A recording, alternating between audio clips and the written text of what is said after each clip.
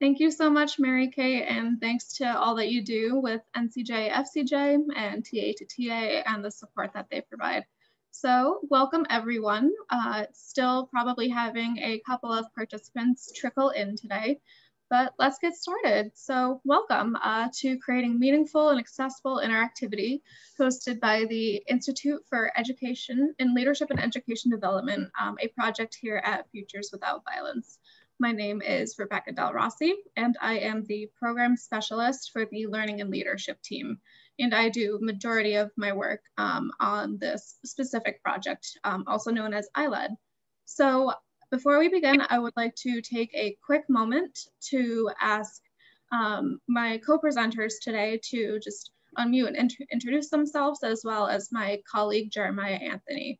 So let's start with maybe Jeremiah Anthony, if you'd like to just say a quick hello. Hi, everyone. Again, Jeremiah Anthony here. Lovely to see all of you, or just know that all of you all are here. I look forward to this session.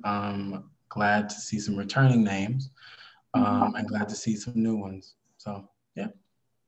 Great, thanks. Yep, so they'll be monitoring the chat, helping out with all that stuff. So if you have any questions, please feel free to reach out to them.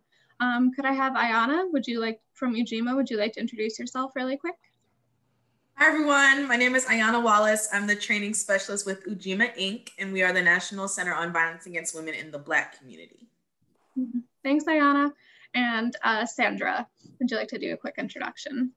Hi everyone, this is Sandra Harrell with the Center on Victimization and Safety at the Vera Institute of Justice. And I oversee our body of work focused on improving services for survivors with disabilities and deaf survivors. Great. Thank you, Sandra. I'm really excited to learn from the two of you later today as well.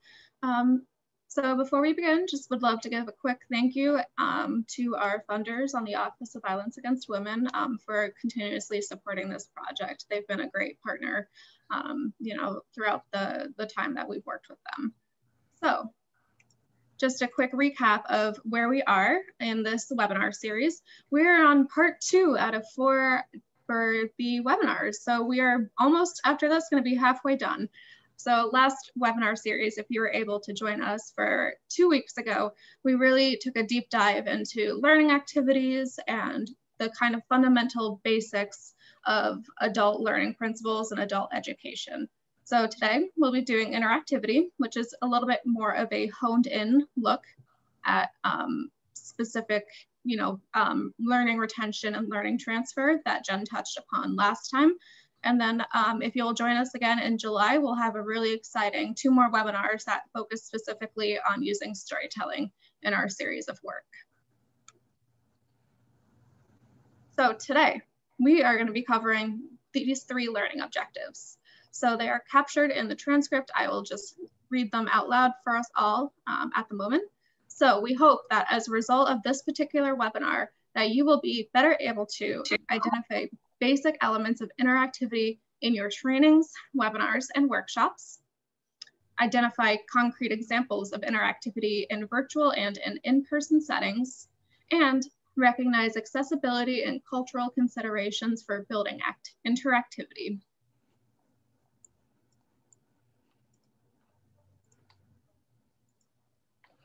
So to get us started, we are going to do a quick little pulse check, a little knowledge check to see what you all think of interactivity. So I am going to switch over from PowerPoint to the interwebs. So if someone could just give me a nod that you can now see the Google Chrome page. It says menti.com.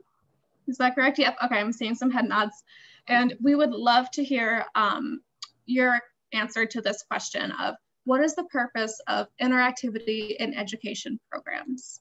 So Jeremiah Anthony, thank you. Yep, you're right on it. You knew what I was about to ask you.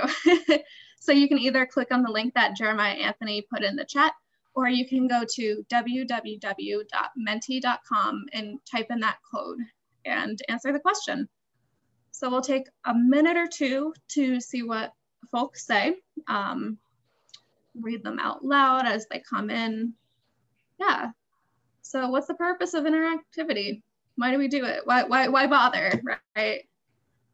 Let's see. Ooh, so a lot of engagement. I'm seeing some practice, some peer learning, right? Learning from other people. Reinforces learning. I love that. I hate boring. They learn better with activities. Yep.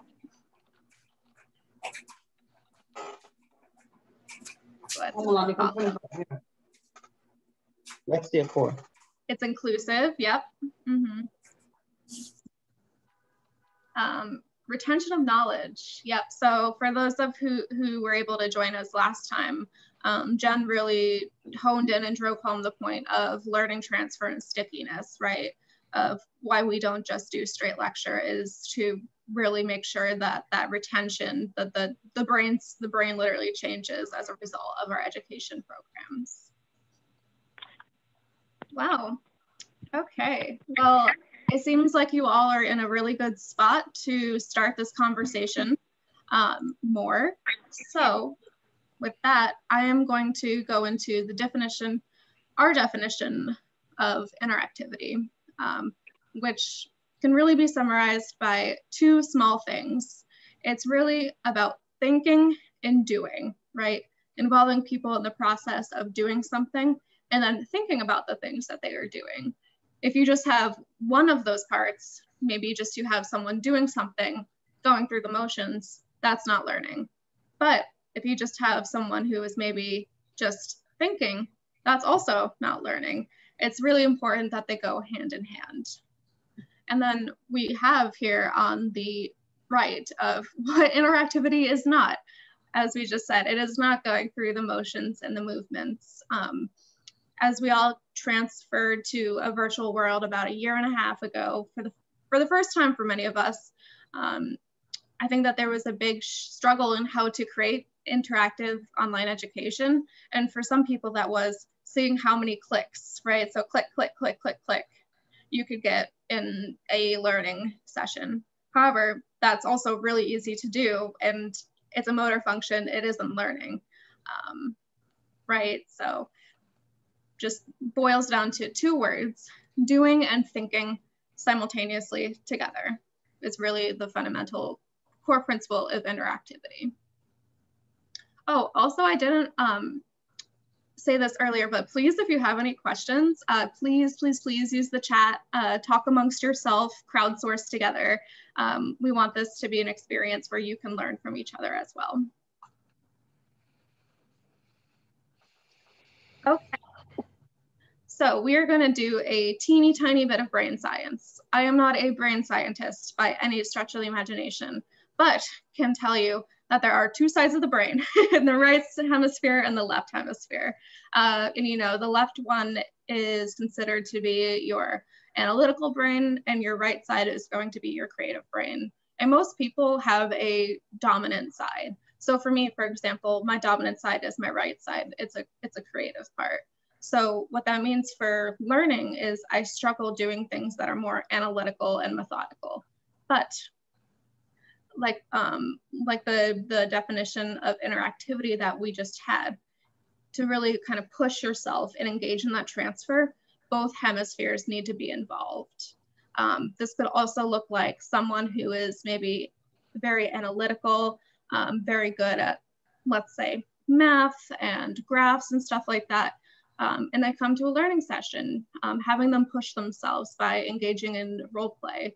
That experience of engaging in that other hemisphere of thinking and doing things and intentionally thinking about things will make it more likely that that information will be able to be retained and will truly stick. And I'm seeing a question come in from Camille. What about adults who have experienced childhood trauma or continuous trauma into adulthood? How does this affect their learning process? Honestly, Camille, I'm not 100% sure, other than I know that it does, because when you experience trauma, right, it decreases different type of motor functioning within the brain. So, oop, there's an echo. Okay, I think we got it. So I know, for example, you know, if you experience a lot of continuous trauma, I know that your prefrontal cortex, the cognitive functioning in the front of your brain that controls your rational thinking, decreases. So if I had to take an educated guess, Camille, from that, would probably be that that learning transfer, that stickiness, that retention would be harder for someone who's gone through complex trauma. But, you know, we can follow up after this webinar and find out more actual scientific answers for that, because I want to make sure that you have the correct information as well. Okay, so we're going to be focusing, that was my little mini lecture on interactivity in the adult brain. We are going to be moving into breakout groups. And we actually have almost a perfect number to do some larger breakout groups. In each break, we will be dividing into 3 groups. I will be leading the virtual settings group. Our friend Sandra will be reading the access group, and Ayana will be leading the cultural responsiveness group. And within these groups, we want you to take between 7 to 10 minutes to answer the question of how do you use interactivity with this particular focus in mind. So for example, if you are in the access group with Sandra, you're going to be thinking and brainstorming around the activity of how do you use interactivity with considering accessibility, or what are you already doing in kind of brainstorming and crowdsourcing together. So we will be 7 to 10 minutes, bring you back by, I would say 2:22 at the latest Eastern time. And while you're in your breakout groups, please nominate one person to type out just kind of maybe 1 to 2 sentences of a common theme within the chat box. So it looks like that we are all ready. Thank you, Mary Kate, for being on top of the breakout groups. So at this time, please join your breakout group. You should be getting a notification that says the host is inviting you to join breakout room X. So please move to your breakout rooms and we will see you in about 7 minutes. So thanks for doing that, everyone. So, oh, we didn't sign in my room, snap. If one person from each room would like to take a moment to kind of write some of like their learned key takeaways from the breakout rooms into the chat for everyone else to see, please do so. I'm gonna pick on Nancy because she was part of our distance learning course. So Nancy, I'm nominating you now for our breakout room to be our report out person.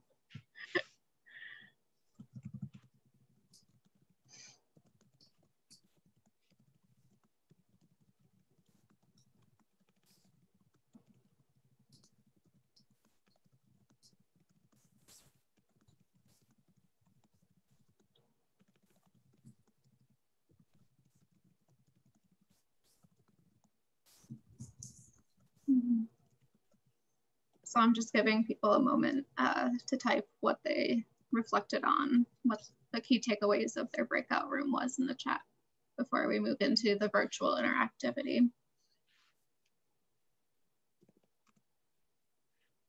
Perfect. So Caroline, hey Caroline, from Access in Mind, to gather information that attendees beforehand to see how they would like to participate and make sure that language differences are addressed, yes. Zoom time management for virtual interactivity.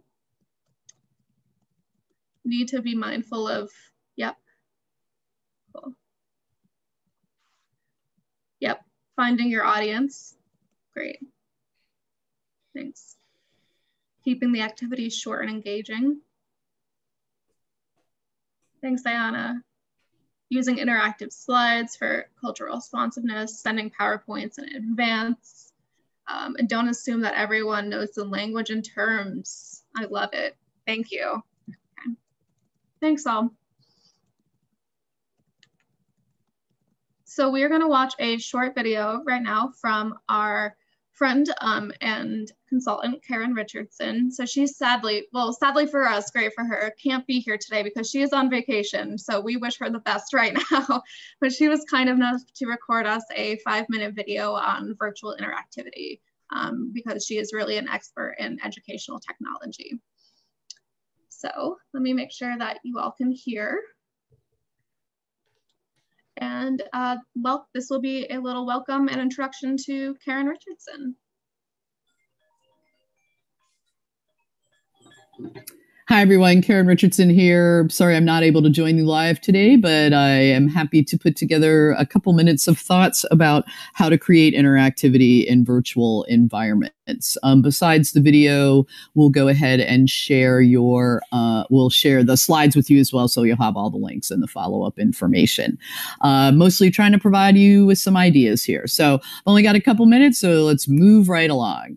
What is virtual interactivity? Why is it important to adult learning? Maybe 18 months ago, I would have had to answer this question for you, but you've been sitting in front of Zoom and Google Meet meetings as much as I have, and you're beginning to understand that sitting and getting can be really tough in a virtual environment. It's hard to continue to focus. I mean, it's hard to do it in a face-to-face setting, but virtually there's just so much potential for distraction.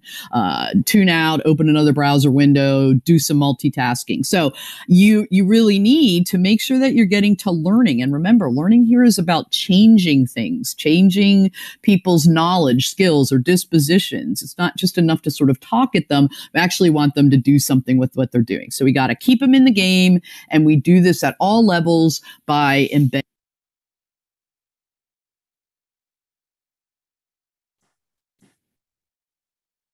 during a webinar. As simple as possible, getting interactivity. One second, I'm trying to multitask and it didn't work. So let's experience one more time. Horton specifically works dispositions. It's not just enough to sort of talk at them. We actually want them to do something with what they're doing. So we got to keep them in the game, and we do this at all levels by embedding interactivity. Adults have to be stimulated. They've got to be constantly making connections to what they already know, using that to change into new things, and then thinking about how they can apply that. So I'm a fan of William Horton. His book is getting a little old, but it doesn't matter. Horton's work is specifically for kind of workplace learning and professional development. So he tries to keep it as simple as possible. The link to his website is there, and he's got tons of great examples. I've just borrowed a few of them. Any learning experience, according to Horton, is going to have three parts: absorb, do, and apply. Let's go through each of them briefly. So let's start with absorb. So this is where the lecture monster can really rear its ugly head. We've got information to convey, and PowerPoint slides with the narration is the easiest way to do it, whether recorded or you do it live during a webinar. That's actually not a problem. There's nothing wrong with a long lecture, but there's something wrong with a lecture, but when you're putting it together, think about how long you can pay attention to something online, and then subtract a few minutes. And at that moment now, put in some kind of audience participation right at that spot. Q&A or feedback in the chat. Maybe you fill out an online survey in the online course, but some way of getting them to stop and reflect. So you see in the interactivity column, pause, provide some pauses, and get some input. I went to a recent webinar with some special education teachers, and they actually had us up and moving around. When you answered, if you answered A to the question, you put up your right hand, or you put up your left hand, or you touched your toes, but you were active, you were moving around, you were out of your chair. All the technologies are listed there for you. There's lots of resources online, but you can also create your own sorts of things. Google Maps, interactive whiteboards, Edpuzzle's one of my favorite tools because it allows you to annotate YouTube videos. Now, from there, we move on to do. And your participants have already been doing a few things, right? Because you worked in those breaks. But now the idea is that they're going to practice their learning independently in some way or another. And what they do will depend on the kind of learning that they're going to be doing. So it might make sense for them to take a quiz. If there's specific knowledge they need to know and specific answers, take a quiz. If it's a skill, maybe there's a simulation that they could go through to be able to practice the skill. And a discussion can be a great way for them to demonstrate their change in disposition.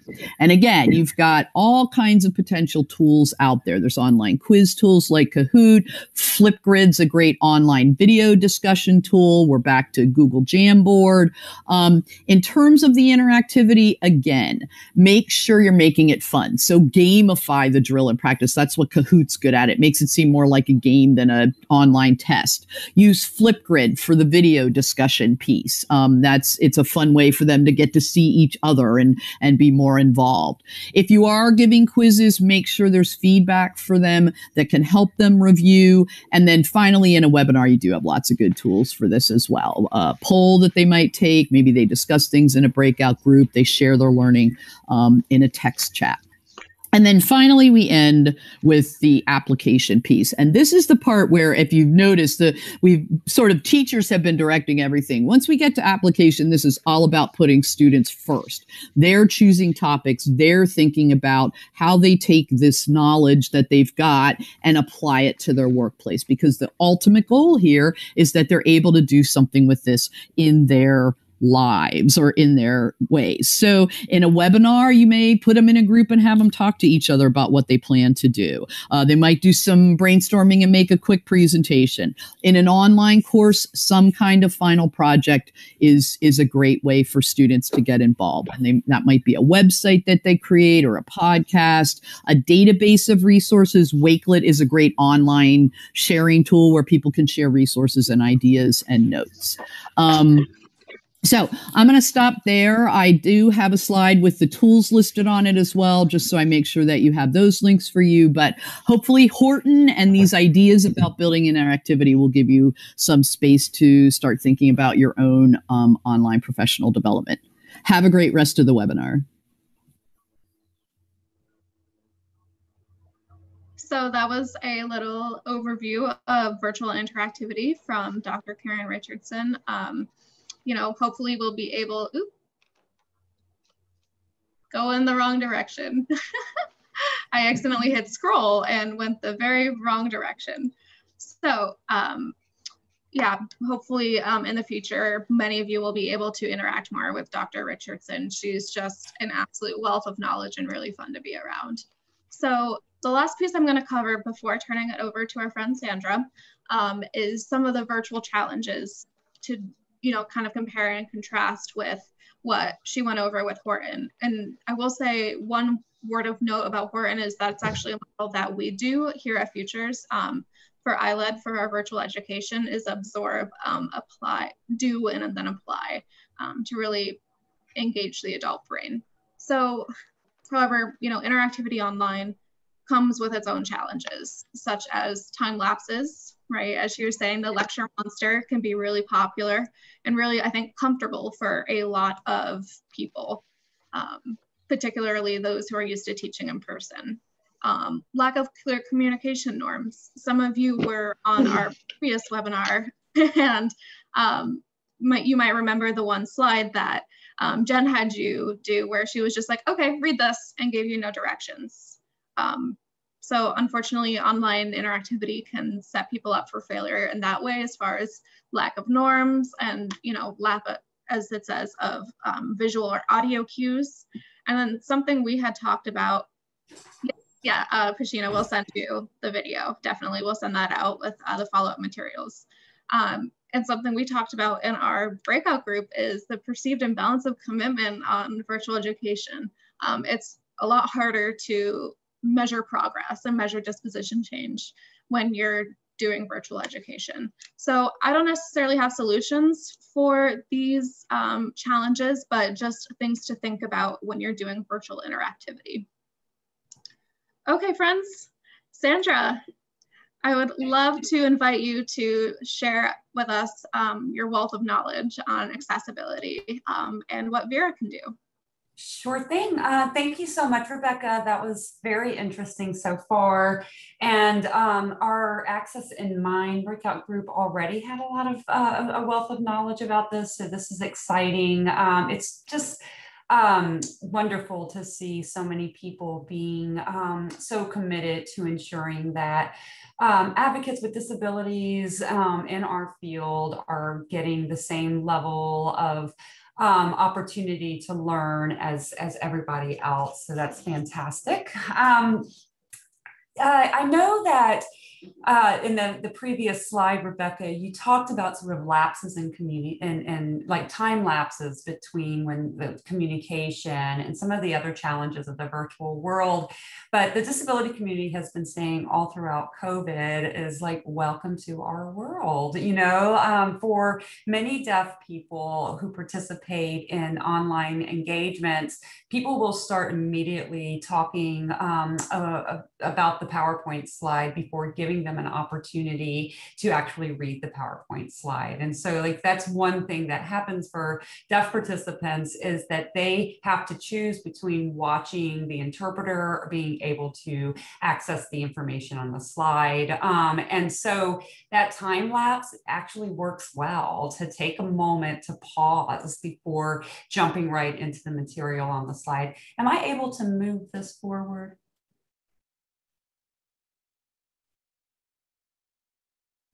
Great.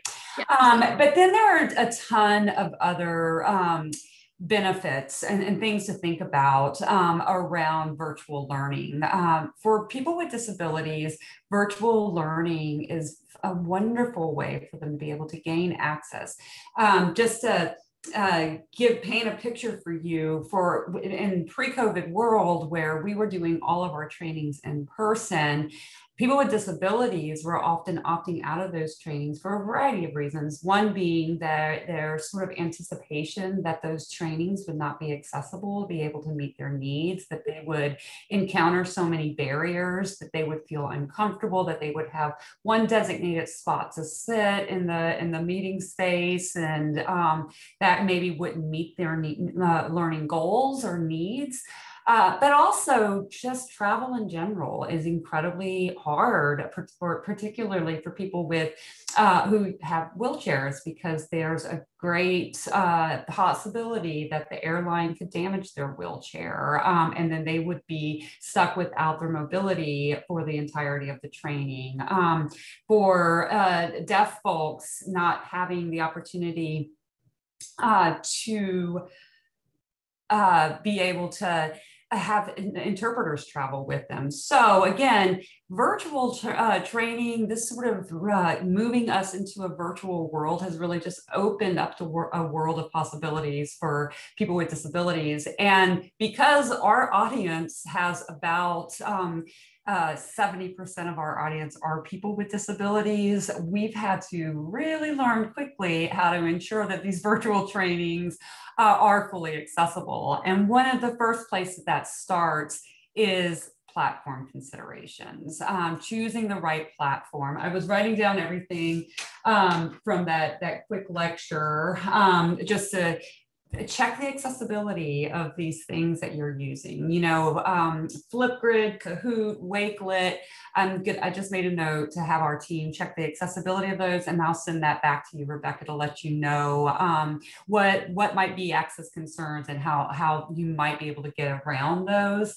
But your, Zoom, for instance, you want to make sure that your platform that you're using is accessible to screen readers. So you want to make sure your screen reader is able to read any polls that you're using, chat features, quizzes that you're using. So anytime you go outside of your platform, like what we did at the very beginning of the meeting, you want to make sure that any site that you're directing people to outside of your platform, that we're going to assume you've already made sure that that platform is accessible, that anything exterior to that is accessible as well. And then using breakout rooms. We've all gotten really good at using the breakout feature of Zoom.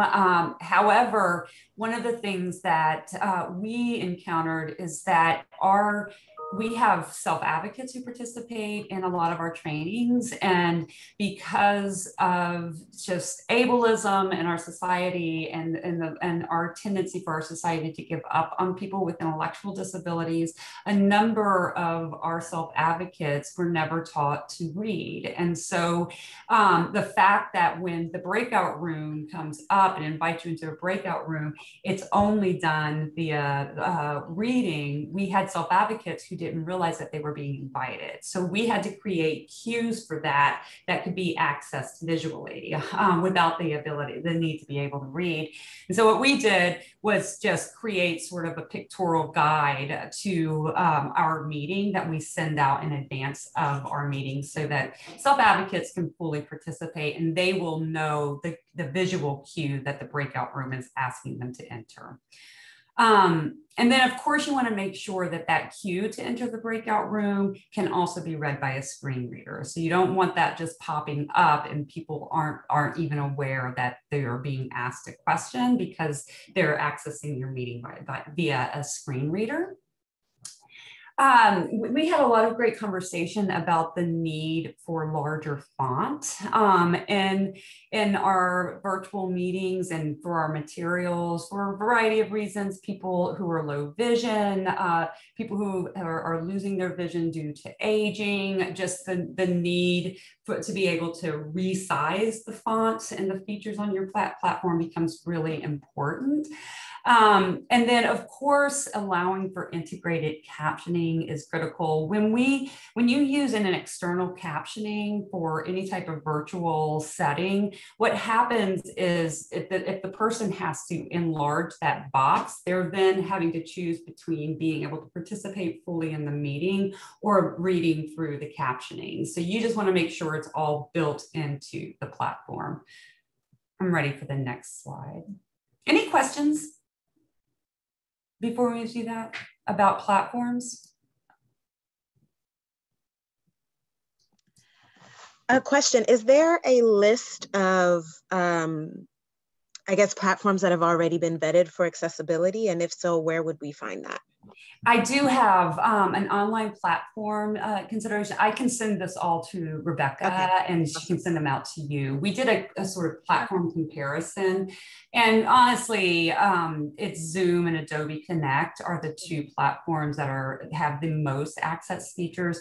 Adobe Connect is super expensive, but NCJ, FCJ, I don't know whether or not, Mary Kate, y'all still have a license for that or not, but they used to have a license for the bells and whistles Adobe Connect. But Zoom is really responsive to accessibility. So we were early adopters of Zoom because of the deaf community prefer Zoom because it allows for a much better sort of visual engagement. And so we started very early on, pre-COVID, pressuring Zoom to adopt some other accessibility components, which is why we see the integrated captioning now and that sort of piece. So Zoom is really great. And then I have a comparison of like WebEx is okay. And then there's some other ones, but I'll send that along after the meeting. Awesome. Yeah, I just want to make sure, Sandra, that you see Jenna also asked if you could share the pictorial guide as a yes. Hold on, let me make a list of the things I'm promising. I like to make big promises and never deliver, so pictorial. Also, NCJ, FCJ does have Adobe Connect still, but they're going through a lot of updates right now. So their integrated captioning are they don't work right now. So as of right now, I feel like Zoom is the better option, but we do have that available for you. Zoom is just it's easy, it's user-friendly. We found that particularly for our self-advocates, Adobe Connect was just not easy for them to use. And so once we switched to Zoom, they universally said they were having a much better experience. And then when we started trying to do the breakout rooms, that was a big glitch that we found. It was like, oh, this isn't quite working. We have to come up with sort of a workaround here. So tutorial guide and the platform comparison, great. Also in our breakout, we had some great discussion about how important it is how the pace of the information that you're delivering. one thing that we have seen, and I really struggle with even after 15 years of doing this, is speaking slowly and clearly, because when you have, for instance, ASL interpreters, there is a necessary lag. Even in simultaneous interpretation, there's going to be a lag in between what the speaker is saying and what the interpreter is delivering. So making sure that you're just pacing your dialogue in a way and slowing down and listening to folks who are saying, hey, can you please slow down? It's not to be rude, it's just because it just allows the ASL interpreter to capture all of the information that you're trying to deliver. And particularly if you're setting up an exercise for someone, you want to make sure that the interpreter is able to get all of the directions for that exercise. So as you're sharing that information, you want to make sure to speak slowly and clearly. Want to stay away from acronyms. You want to stay away from idioms. Cam, in our breakout room, I hate to call you out without your permission, Cam, but I just thought this was such a great point. It's just like, you know, not everyone is a person who was born and raised in America. And so they're not going to understand the cultural references that we use when we use idioms. So trying to stay away from idioms is a really important piece of that. And then I had to learn this lesson during a new grantee orientation. We wanted to do like a quiz show game, like in the form of Jeopardy, where you hit a button to be able to answer the question, and then whoever earned the most points, you know, got a little gift back from us.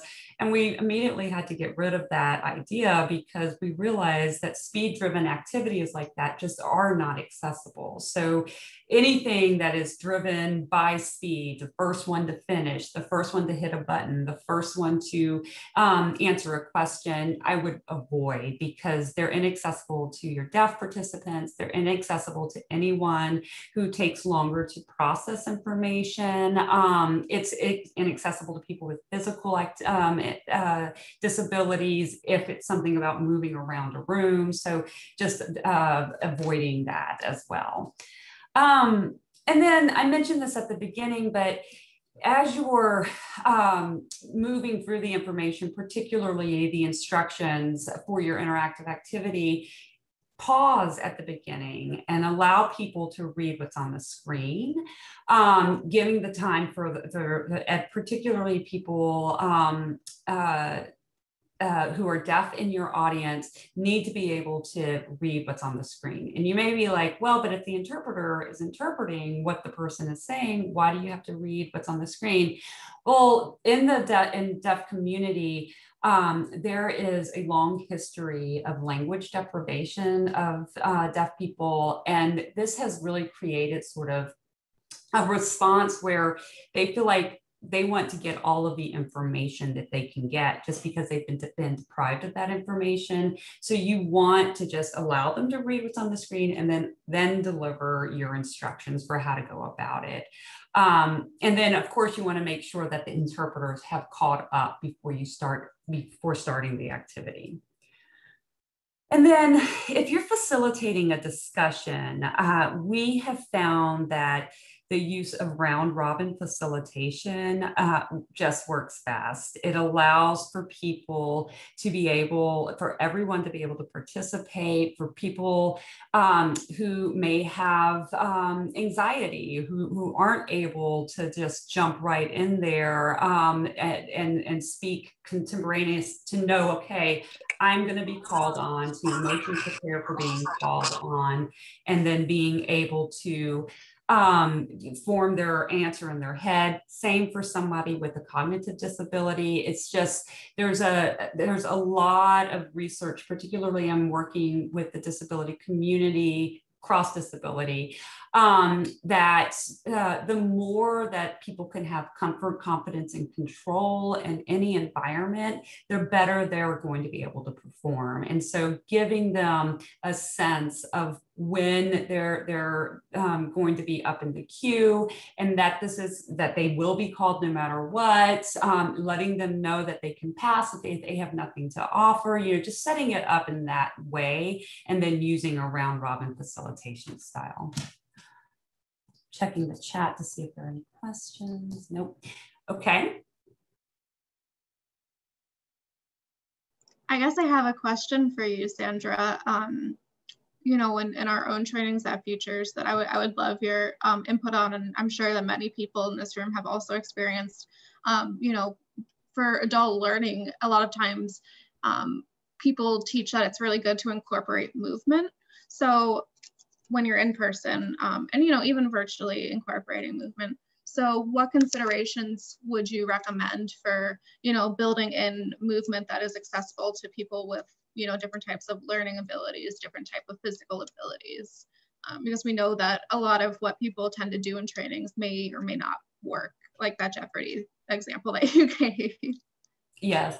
When we do our access training, I have been known to, it seems like every time I have done an in-person access training, I'm coming off of having attended a conference where somebody was doing some sort of movement activity that has just enraged me because it wasn't accessible.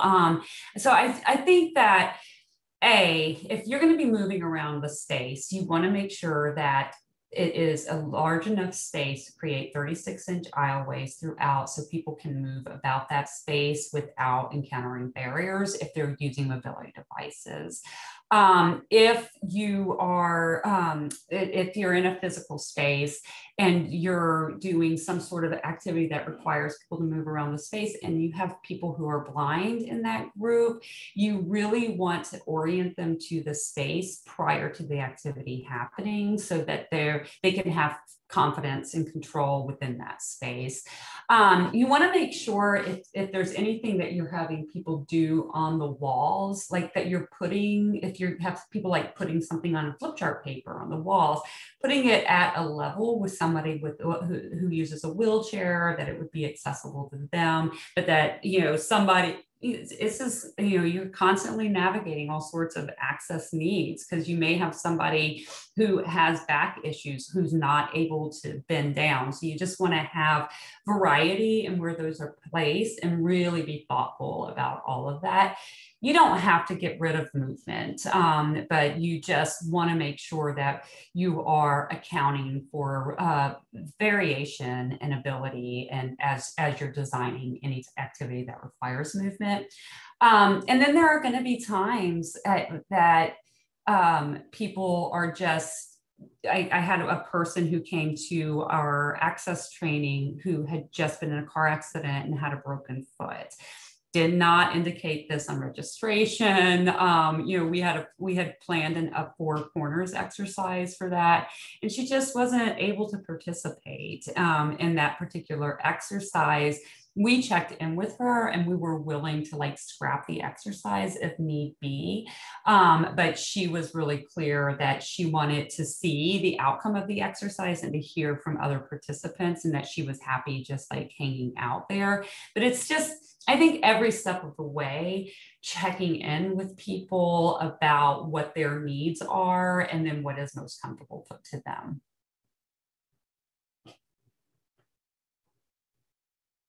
Okay, I think I'm ready for the next, or is there questions? Thank you for joining us, Patricia. I just saw your message to the group and sending you hugs and hopefully healing soon. So a few other considerations. I mentioned this one already, but again, if you are sending participants to an outside site, make sure you test the accessibility of the site in advance.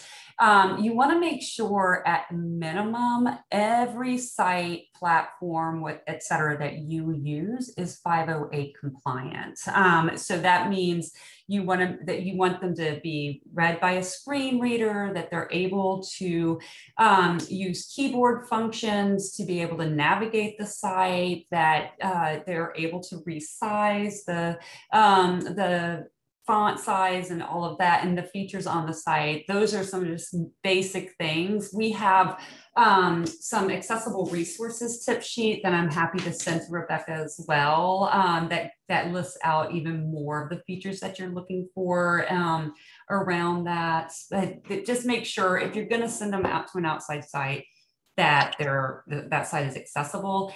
And just letting you know that word clouds are not accessible to screen readers. They become a whole bunch of nothing to the screen readers.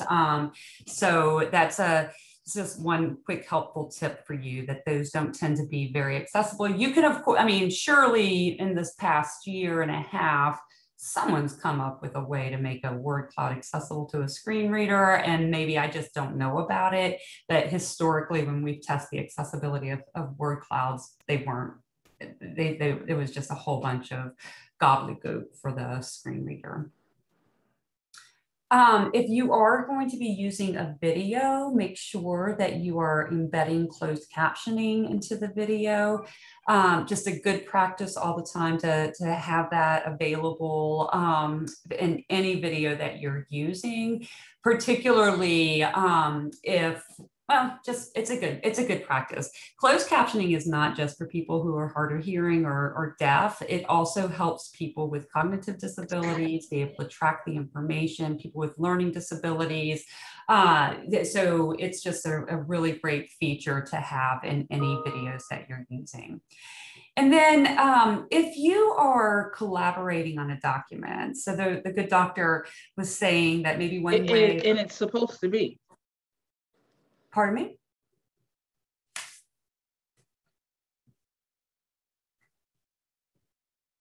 Did someone have a comment?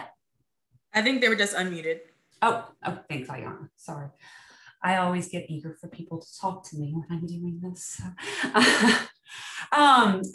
So the good doctor was saying, you know, one way that you may be able to practice what you have learned or apply what you've learned is by collaborating on something. And so if you're going to be doing that, make sure that you build out a document that is using the correct reading order, the correct headings, correct layouts. Otherwise, it won't be an accessible activity for people who are relying on screen readers. And then, of course, there's some basics about accessible design, which was brought up in our breakout, but just notice that we're using sans serif font with a high level of contrast here.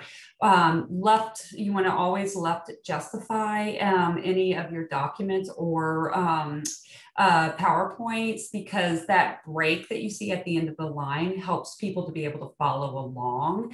And then in PowerPoint slides, you really want to achieve you want to have as little content as necessary on the slide, because you actually want to touch upon everything that is on that slide.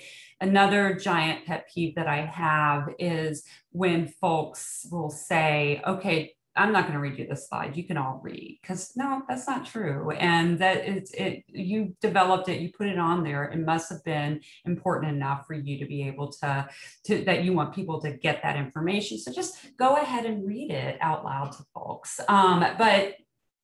So if you use a large enough font, it will force you sort of to put less content on the page, right? Because if you're saying my maximum or my minimum size font here is 20 point, it means you can't put every single thing that you want to say on that particular slide. So it's just something to keep in mind. And now I think I have a little bit of time for questions before I pass the wand over to Ayana.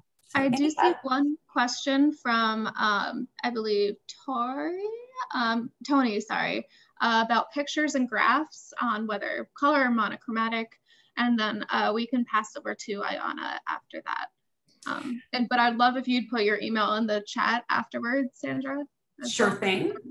So I'm a big fan of using photos to augment any sort of text that might be on the screen. So using pictures that actually sort of illustrate what is on the screen is a great option to be able to do that. And as far as a couple of things to think about though, if you're using pictures, you want to avoid putting text over the picture. The picture should sort of stand alone, be next to the text, not have the text on top of it, because that really is hard to read for people who are low vision. And then as far as graphs versus graphs are always great to sort of illustrate information in a different way. As far as color or monochromatic, it is up to you, but what you want to do is you want to make sure that you have the proper color contrast between any text that you're using against the colored background. And there's a contrast checker that you can just go online to check the contrast between colors, so that if you're somebody who likes to use a lot of color, which the director of our center is one of those people. She loves a colorful PowerPoint. Me, I'm a black and white person. It works for me, but she always uses a lot of color, and so she's constantly having to check the color contrast of her slides. You're welcome, Tony. And I did add, I added the link for accessible resources here. And I'll make sure to send you the pictorial guide for Zoom and the platform comparison. Thank you so much, Sandra. I learned something new from you and everyone at Vera every time. Thank you, Rebecca. Yeah. Ayana, I know you messaged me that you have a thunderstorm over your house that I see from my window, but the floor is yours, and let's hope that Wi-Fi stays on.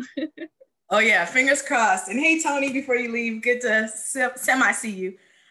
So we can jump into the slides, and I'll just tell you when to move past some of them. I know some of the intro slides I want to move past. So I just entitled this Equity by Design. It's really thinking about how do you intentionally build training, intentionally build an activity, a conversation. And so really to think about what is at the base of what you want to do, what principles are you going to be following as you move throughout that design, how you power share as you do it. And so let's go ahead and jump into our slides. This is just a statement to say thank you to our grant funders. They do a lot of work and support for us, so we always got to give them a shout out. Next slide. So a mission and our vision of ours is to create a world where Black women and girls are valued, respected, safe, and free from violence. And so for us, whenever we're designing anything that we do, we have to keep this in mind and think about the different levels of violence that Black women experience, think about the different intersections that they live in their lives, making sure to bring in folks who are marginalized within the Black community, because there absolutely are various pockets of communities or of folks that have been marginalized, even from within the Black community. So always making sure to acknowledge that and think of freedom and what that means for folks and how you can articulate that. And our mission is to mobilize the community. So for us, making sure, mobilize community plus, right? But really honing in on how do you mobilize folks, not in terms of like physical bodies necessarily, but that's really how do you get folks engaged? So whether it's in getting folks engaged on social media, getting folks engaged in community conversations, in actual workshops and activities, like how do you build that rapport with people? That's something that we try to hone in on. Next slide. And so I'm just gonna go through this a little bit, not as in depth as I usually would, because we can talk about that another time, just email me. But thinking about what Ujima actually does, again, really centering our core principles as the basis for how we build up. So it's really important for us to, one, give voice to Black women and girls who have largely been silenced, to provide a supportive community. And so if we're developing out a workshop, really making sure that it's not neutrality that we're trying to present, it's really giving folks grace. So even when we're having tough conversations, how do you give folks grace while also holding folks accountable through the conversation? Like that's sort of our lens that we look at it. And then making sure to engage all persons. So men, women, children, folks who are queer, folks who are gender nonconforming, making sure that everyone in our community is recognized and has a space and can, if not see themselves in the activity, see their community as part of that activity. And so again, we do a lot of different strategies, but for any of the strategies we employ, like those are our key principles and key goals, regardless. Next slide. And so the areas of focus that we use really is just to say that we're an intersectional program, because again, Black women, like we live such intersectional lives. And so if you're trying to address domestic violence, you absolutely have to still address community violence, and you have to address institutional and structural violence, or any of these different layers as well. So again, being intentional and being thoughtful and remembering that folks, again, if they come to you for domestic violence, that doesn't mean that's the only type of violence they're experiencing in their lives. And so when you're problem solving, or even going through a narrative, or even going through a scenario or a role play, like keep that in mind and build those little bits and pieces as part of the construction of what you're doing. Next slide. Workshop agreements. So I kept this in here, not necessarily because we're going through an entire workshop together, but really it's just a reminder for me always, but for other folks, like set the standard. So if you're facilitating a workshop, or you're even bringing in a facilitator, talk through with them what their expectations of the workshop are going to be.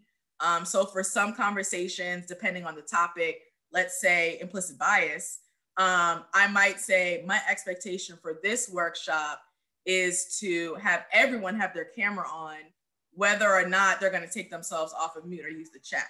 But everybody has to have the camera on for this one.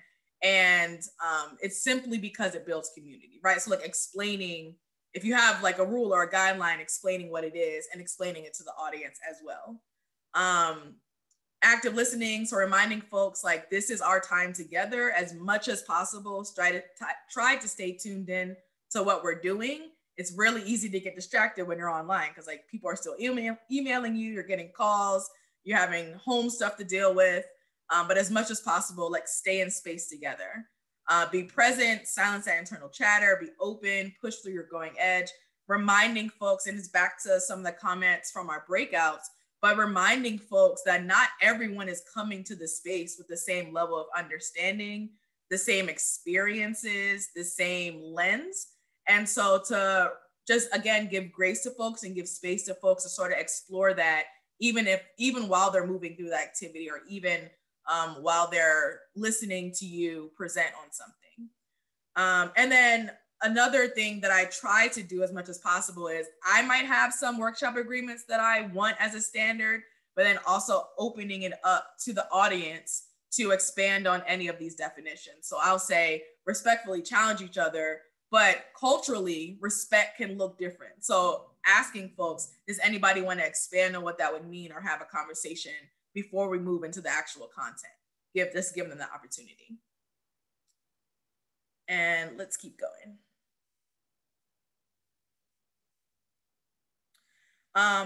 Also, when you're really thinking about the design, again, of whatever you're doing, ask yourself, well, I find it helpful for our team, my Ujima team, when we're designing stuff, to ask each other these questions.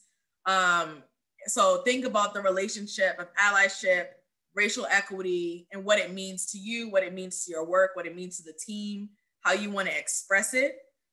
What are your dedications to the work? So again, if you're saying, I want to talk about how to protect and serve Black women, really thinking about who you're, what communities you're talking about. Are you talking about cis Black women? Are you talking about all Black women, including trans women? Are you making sure that you're going to recognize Black women in the deaf community? Like, how are you, again, pulling in different folks? And then really making sure to narrow in on hesitancies and challenges that are predictable, or that might have come up in other things that were unexpected, but as much as possible as a team, for team design, talk about those things, get them out of the way, and then keep going. Because a lot of times folks will say, well, I don't know if people are ready to have this conversation, but don't let the hesitancy keep you from having the conversation. Maybe just shift the design a little bit. Next slide. This is a lot on here, but it's just some things to think about. And really, again, what is the basis of your design? What is the basis of your understanding for how you want these conversations or these activities to go? Avoiding tokenism and correcting it when it shows up. So if you're facilitating a workshop, for instance, and folks aren't necessarily participating as much as you would want to, I at least try my best not to call on people, like call on specific people. I know from personal experience as a shy introvert my entire life, I hated being called on. And then in addition to that, tokenism. So like, I don't want to be called on if the conversation is about racial equity and I might be the only Black woman in this space. Like, don't do that to folks. Like, let it settle in, give folks the space, offer some examples to get folks started or give them some prompts.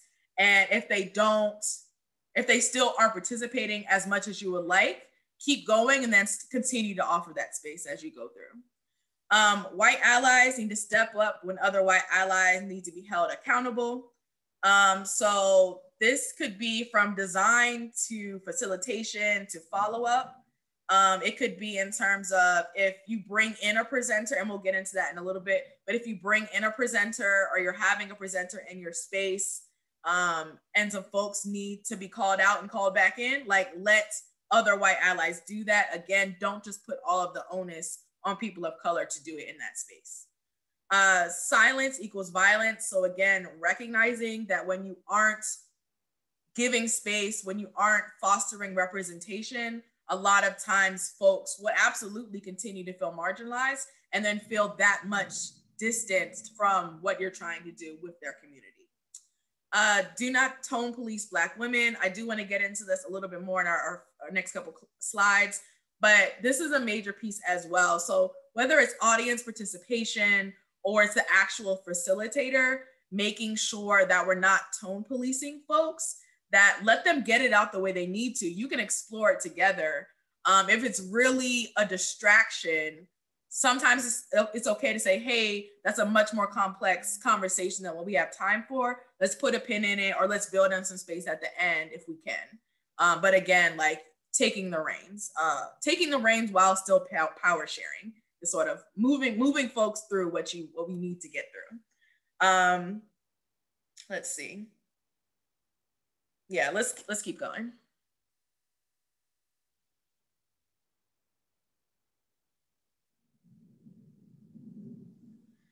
And so one of the questions was, how do you choose faculty that your audience can identify with? This is always a good question because personally, I don't know if it's just because I'm a trainer, because I think I've always been this way. I hate sitting in boring lectures, like whether it's from college or just online learning. I just hate boring stuff. Like I want to have a conversation. I want to learn some new and interesting things. I want to talk to folks that I'm learning with, see what their perspectives are.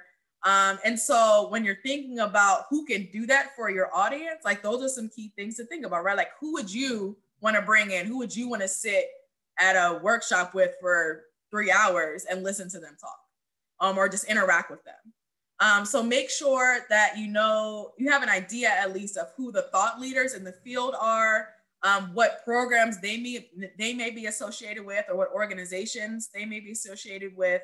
Reach out to those folks. It's really helpful to sometimes ask pre-surveys or just ask the potential audience, like, what do they need for a training? What would help them the best?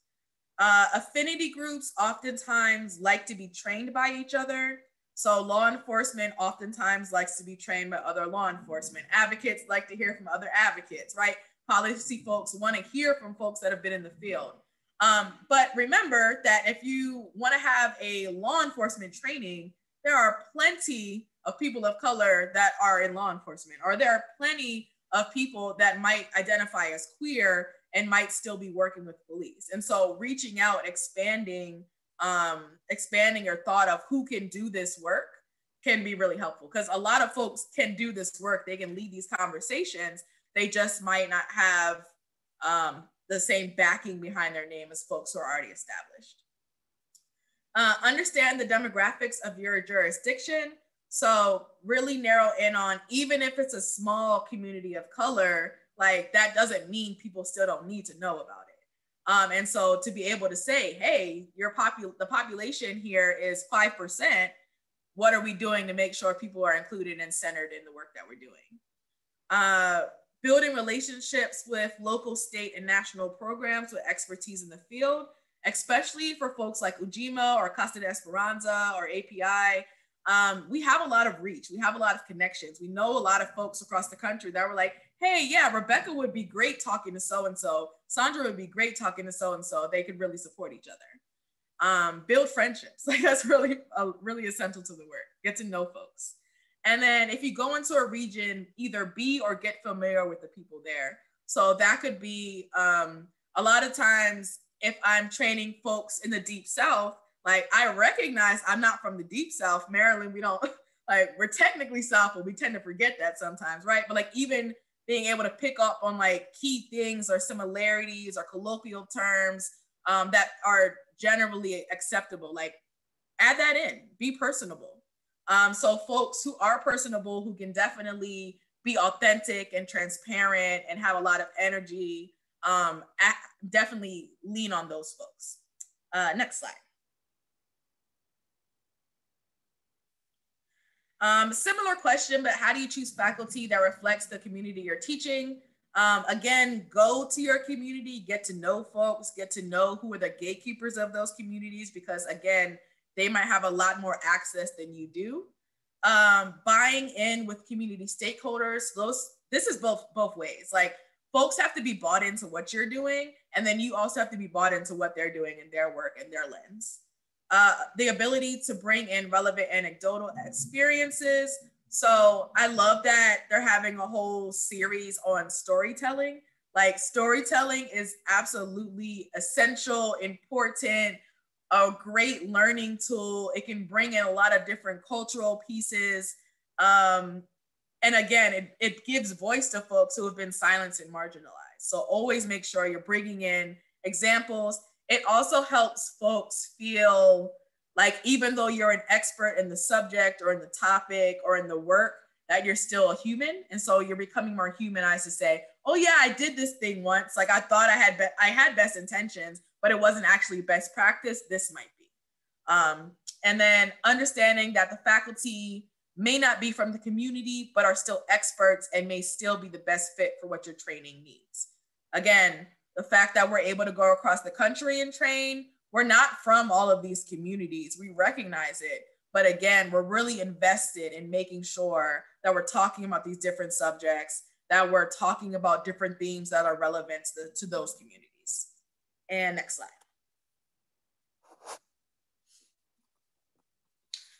So how do you support diverse faculty and non-diverse or hostile audiences? If you are the host, so I was talking to my team about this and we were doing some co-creating on some of these answers. And overwhelmingly, this is what my team was saying. If you are the host, be the host and step in. So for us, how we think about it is, this is your house. Culturally, would you ever let someone come to your house and be disrespected in your home? No.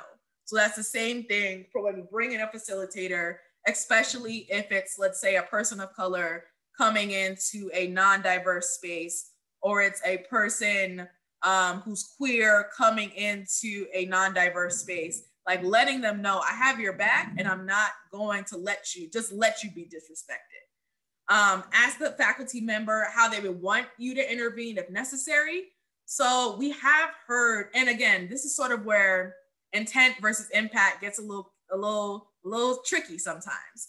A lot of advocates who go into this work, who go into equity work, let's say, again, are really wanting to do good. Like they really want to make sure they're connecting with folks. They're not overstepping. They're not, no microaggressions are flying around, and that's great. But sometimes folks overthink. And so if you see someone struggling in the middle of a training, like step in.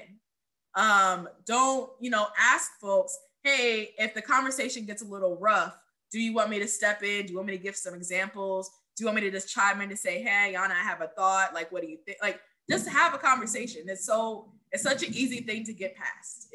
It's not something you really need to be hesitant about, because a lot of times the facilitator may have, well, maybe not a lot of times, the facilitator may have already experienced where they've been in a hostile situation and they know how they would want to respond, or they might have a sense of what they would want to do. Ask the faculty member if they would want to be paired with a co-facilitator or if they have someone in mind.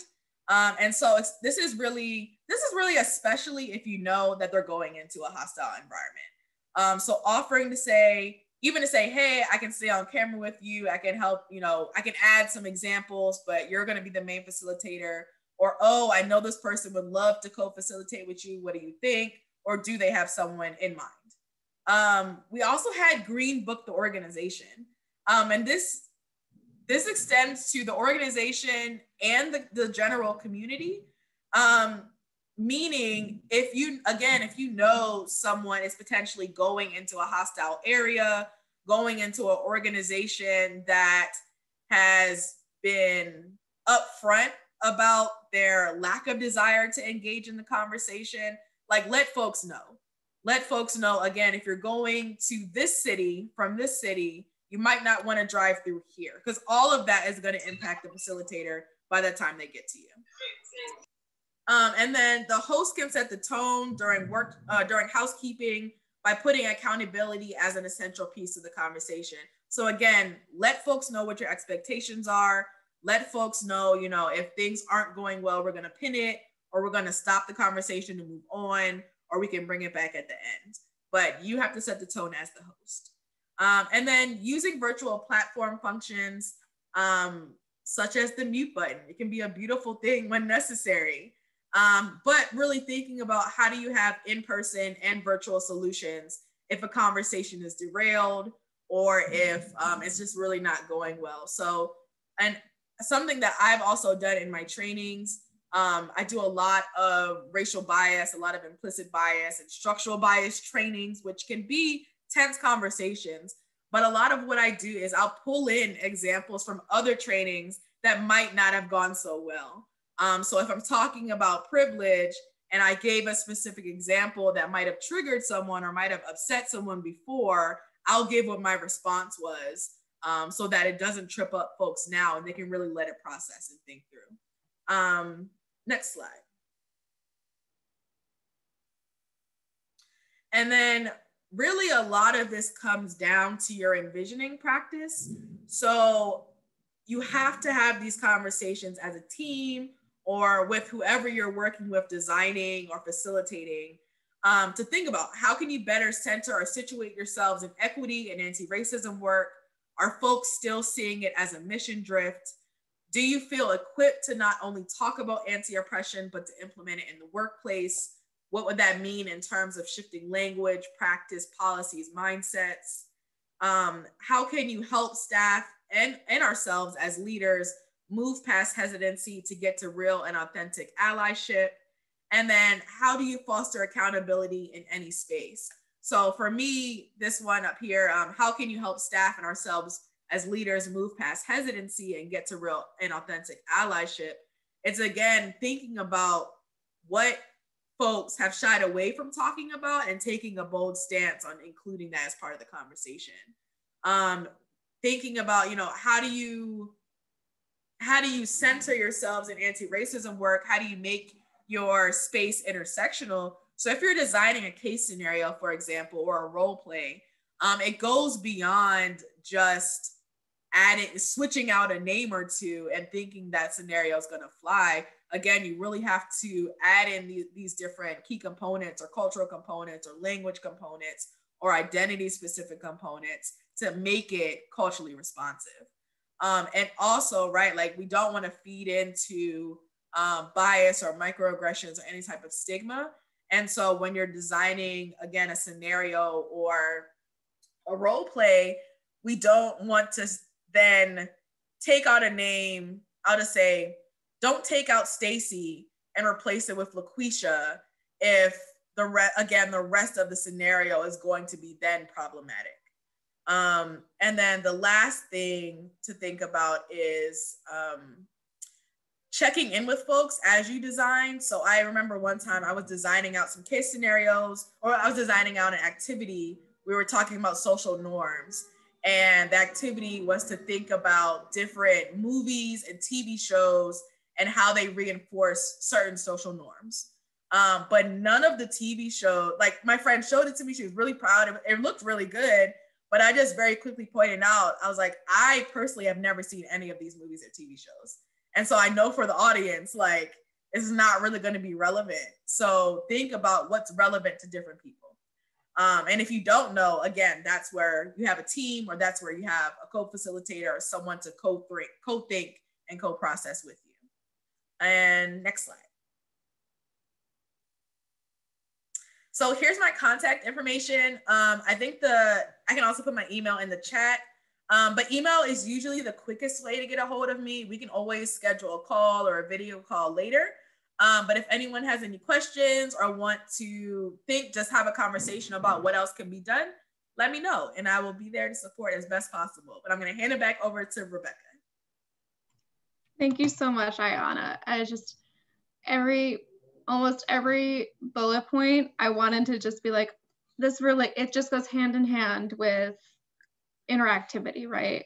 Like the three of these, blending the virtual, blending accessibility, blending cultural considerations, and also cultural humility for working with people of various backgrounds.